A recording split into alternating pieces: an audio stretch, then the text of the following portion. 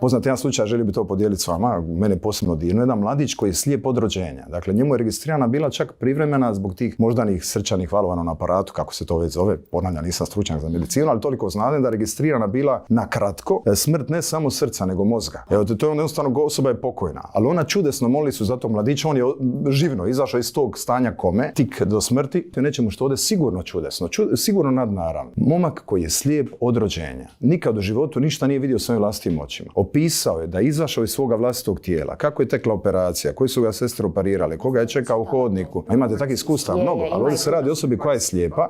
Vidio je vlak koji je prošao pored bolnice, oni su vrali vrućnu službu, sve mali točno opisao. Kad se vratio u vlastito tijelo, opet nije mogao gledati. Dakle, čak neku cipalu na iznad ormara. I takvih je na tisuće znanstvenih članaka, ljudi koji nisu bili skloni vjeri, potpisali su mi ne možemo drugčije to objasniti nego duhovnom dimenzijom u čovjeku koja je očito još senzibilnija, još racionalnija. Znači, mi kad umremo, na primjer, ja ću za koju godinu i vi ćemo otići s ovog svijeta i kad nas pokopaju, ako Bog da, neće faktički pokopati mene. To je leš Antuna Mate Antunovića. Njegovi zemni ostaci, ja sam otišao ili pakao ili čistilište, ili ćemo se nadam u raj. Jako me dojmljiva rečenica pokojnog profesora Tomislava Ivanča, za one koji su Bogu otvoreni, smrt nije kraj, nego skok u Božji zagrljaj.